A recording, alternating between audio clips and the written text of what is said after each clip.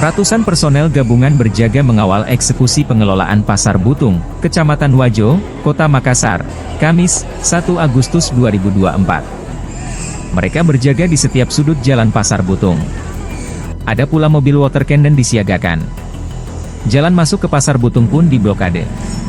Meski demikian, pedagang tetap dibolehkan masuk untuk berjualan.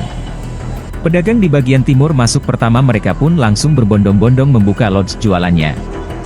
Sedangkan di bagian lantai 1 Blok M pedagang belum dibolehkan untuk berjualan. Mereka pun melayangkan protes kepada kepolisian.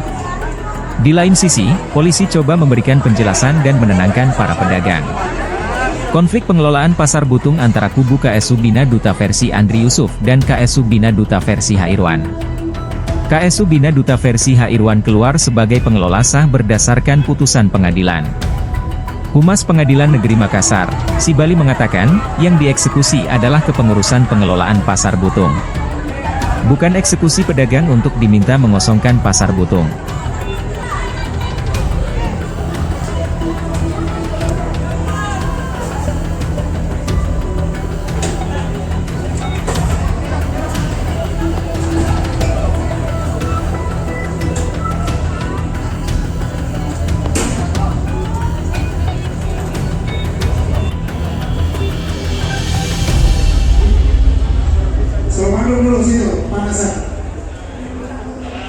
Download Tribun X sekarang, menghadirkan lokal menjadi Indonesia.